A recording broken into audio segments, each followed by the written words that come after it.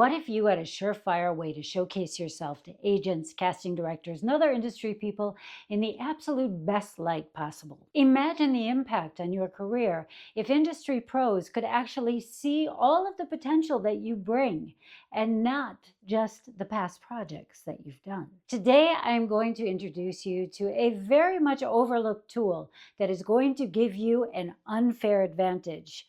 Be warned. So let me ask you, does your IMDb page or your Actors Access or your Backstage really do you justice? What I mean is, does it showcase all of your potential, where you want to go, and not where you've been? Today, I'm going to show you how to use a little known tool that highlights all of the best things about you.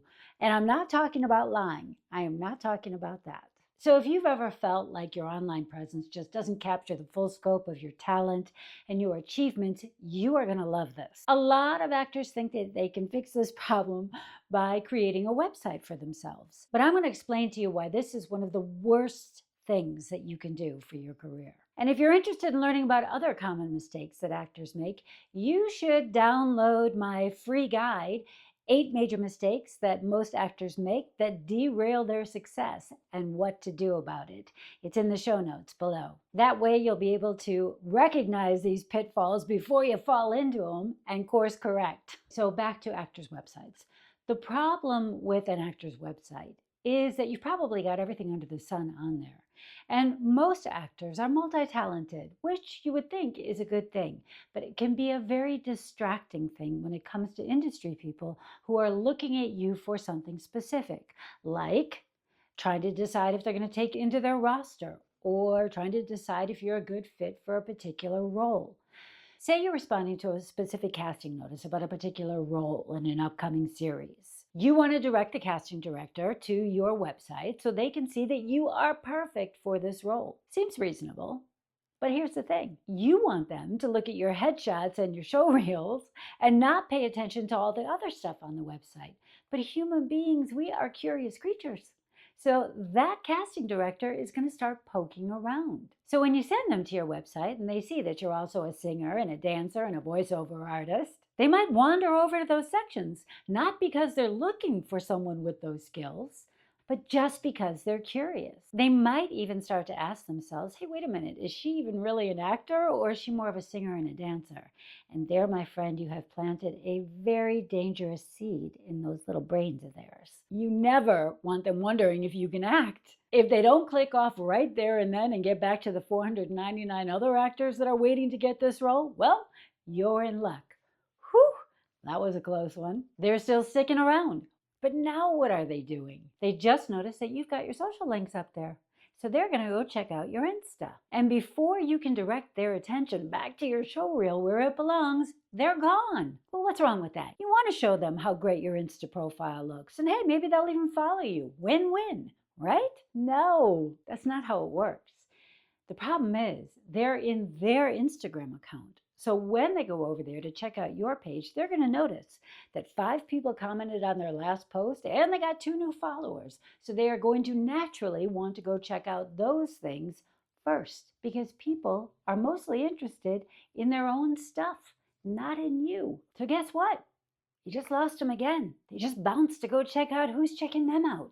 And they forgot about you. You starting to get the picture? Okay, let's try this again. Back to your website. Great. The casting director is on your acting page. That's a great start. And they just clicked on your show reel, which is hosted by YouTube. So off they go to see how well you can act.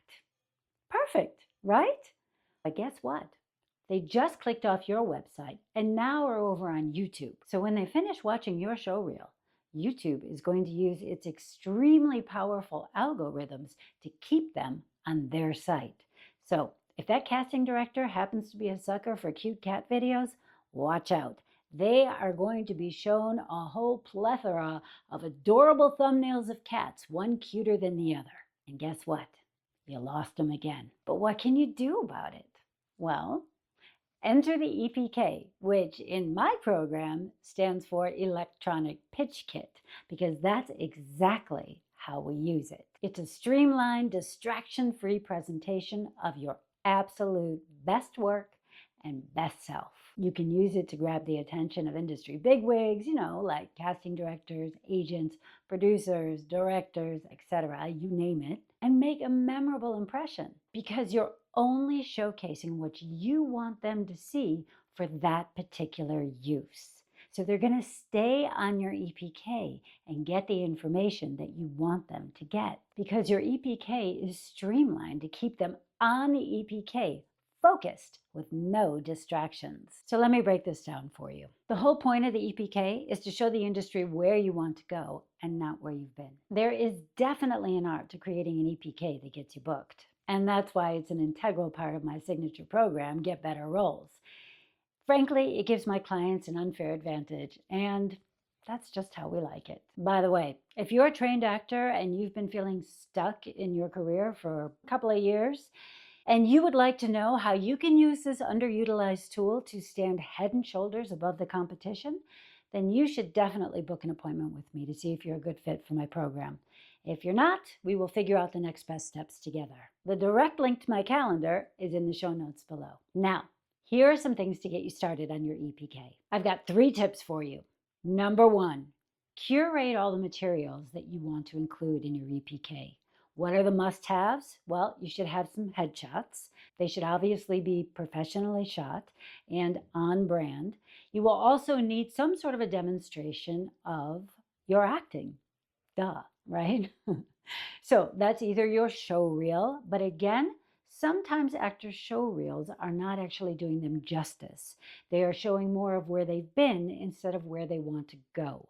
And if that's the case for you, then having a couple of really well-acted, technically perfect self-tapes are the answer. Just make sure they're on brand. You could also include a pitch statement. You can think of that like your actor's log line. It's really a succinct way of telling the people in the industry what they can expect from you as an actor. And for extra bonus points, you could also include some project stills or you on the red carpet. You could also include a section that's sort of like an about me section, which is a fun way to tell people who you are, what you do, and why you do it. And definitely do not forget a contact section. You want people to call you, right? Tip number 2, make sure that everything is professionally presented. You want to make sure that the colors and the fonts and all of that are also reflective of who you are as a human being and what your brand as an actor is.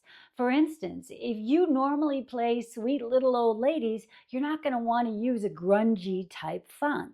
That makes sense, right? Or if you normally play very conservative, domineering type male roles, you're not going to want to use bright pink and bright yellow, right? That just doesn't go with it.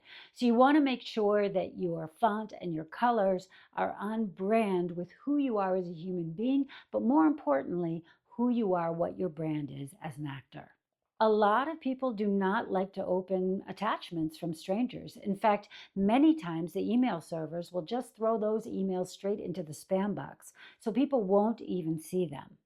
Instead, use a shareable online format. And lastly, tailor each EPK to your career facet that you are trying to promote to that particular person.